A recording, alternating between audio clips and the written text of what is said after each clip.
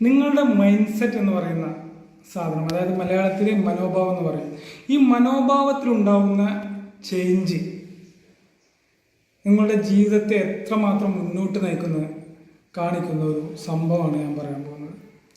ഇത് നടക്കുന്നത് അമേരിക്കയിലെ ഒരു പബ്ലിക് സ്കൂളിൽ. പബ്ലിക് സ്കൂൾ എന്ന് പറയുമ്പോൾ നമ്മുടെ നാട്ടും പുറത്തെ ഗവൺമെൻറ് സ്കൂളൊക്കെ പോലെയുള്ള ഒരു സ്കൂള്.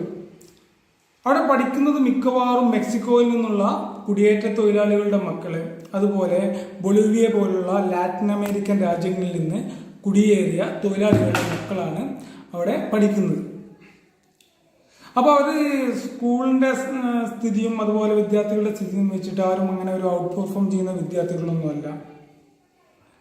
കുടിയേറ്റ തൊഴിലാളികളുടെ മക്കളല്ലേ, ഇത്രയൊക്കെ അവരെ കൊണ്ട് സാധിക്കൂ എന്നുള്ളൊരു മനോഭാവമാണ് അധ്യാപകർക്കും. അങ്ങനെ അവർക്കിടയിലേക്കാണ് കണക്ക് അധ്യാപകനായിട്ട് ജെയ്മെ എസ്കലാൻഡി എന്ന് പറയുന്ന ഒരു മൈൻഡ് സെറ്റുള്ള ഒരു വ്യക്തി കടന്നു വരുന്നത്. അപ്പോൾ നമ്മുടെ നാട്ടിലിപ്പോൾ +2 കഴിഞ്ഞാൽ ഒരു നല്ല ടെക്നിക്കൽ കോഴ്സിന് അഡ്മിഷൻ കിട്ടണമെന്നുണ്ടെങ്കിൽ എൻട്രൻസ് എഴുതണം. അതുപോലെ തന്നെയാണ് അമേരിക്കയിലെ ഒരു സ്ഥിതി, വ്യത്യസ്തമല്ല. അവിടെ എന്താണെന്ന് വെച്ചാൽ ഈ ഹൈസ്കൂൾ കഴിഞ്ഞാൽ ഒരു പ്രത്യേക കണക്ക് ടെസ്റ്റൊക്കെ എഴുതി കഴിഞ്ഞാൽ അവർക്ക് പിന്നെ നല്ലൊരു ടെക്നിക്കൽ കോഴ്സിന് ജോയിൻ ചെയ്യാൻ പറ്റും. അപ്പോൾ അതിന് നമ്മൾ ഹൈസ്കൂളിൽ പഠിക്കുമ്പോഴേ തന്നെ ഈ കോളേജ് ലെവലിലുള്ള കണക്കൊക്കെ പഠിച്ച് ഒരു ടെസ്റ്റ് ചെയ്യും. ഇനി നമ്മൾ അമേരിക്കയിലെ ഈ പബ്ലിക് സ്കൂളിലെ വിദ്യാർത്ഥികളുടെ കാര്യം എടുക്കാം.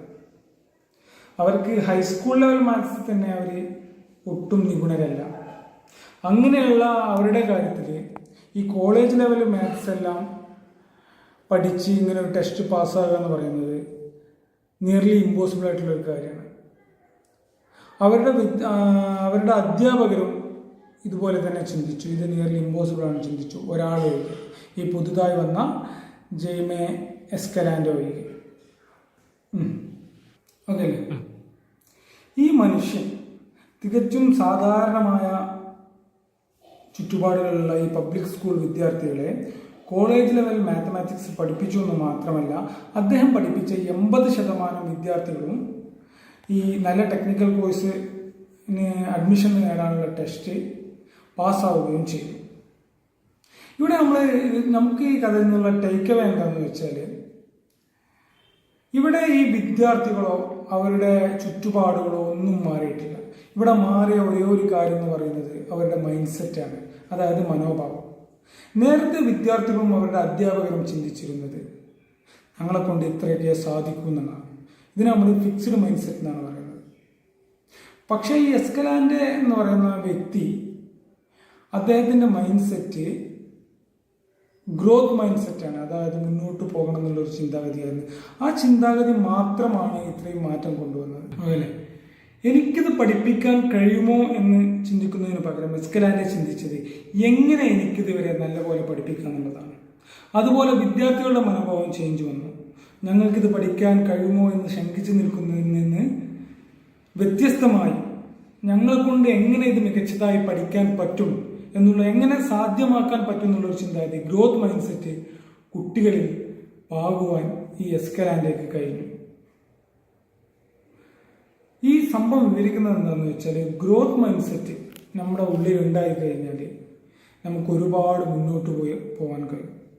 ഗ്രോത്ത് മൈൻഡ് സെറ്റും ഫിക്സ്ഡ് മൈൻഡ് സെറ്റും തമ്മിലുള്ള പ്രധാന വ്യത്യാസം എന്ന് പറയുന്നത്, ഗ്രോത്ത് മൈൻഡ് സെറ്റ് വിചാരിക്കുന്നത് hard work, determination and discipline, ഈ 3 കാര്യങ്ങളും ചെയ്തു കഴിഞ്ഞാൽ, ഈ 3 കാര്യങ്ങളും ഫോളോ ചെയ്ത് കഴിഞ്ഞാൽ, ഹാർഡ് വർക്ക്, ഡിസിപ്ലിൻ, ഡിറ്റർമിനേഷൻ, ഈ 3 കാര്യങ്ങളിൽ ഊന്നിയ ഒരു പ്രവർത്തനം നമ്മൾ കാഴ്ചവെച്ച് കഴിഞ്ഞാൽ നമുക്ക് ഈ പ്രാക്ടീസ് കൊണ്ട് ഇൻബോൺ ടാലൻറ്റുകാരെ മറികടക്കാൻ പറ്റും, മുന്നോട്ട് പോകാൻ പറ്റും എന്നാണ് ഗ്രോത്ത് മൈൻഡ് സെറ്റ് കാണിക്കുന്നത്. ഇതൊരു നടന്ന സംഭവമാണ്. ഇത് 1980-കളിലാണ് ഇത് നടന്നത്. ഇത് അമേരിക്കയിൽ വളരെ വ്യാപകമായ പ്രശസ്തി പിടിച്ചു പറ്റി. ഇത് സ്റ്റാൻഡ് ആൻഡ് ഡെലിവർ എന്ന പേരിൽ മനോഹരമായ ഇംഗ്ലീഷ് ചിത്രമായി മാറിയിരുന്നു. ജെയ്മെ എസ്കലാൻഡെ, അതുപോലെ സ്റ്റാൻഡ് ആൻഡ് ഡെലിവർ എന്നൊക്കെ യൂട്യൂബിൽ സെർച്ച് ചെയ്ത് നോക്കിയാൽ, യൂട്യൂബിലും അതുപോലെ ഗൂഗിളിലൊക്കെ സെർച്ച് ചെയ്ത് നോക്കിയാൽ നിങ്ങൾക്ക് ഇതിൻ്റെ കൂടുതൽ ഡീറ്റെയിൽ ആയിട്ടുള്ള കാര്യങ്ങൾ അറിയാൻ പറ്റും.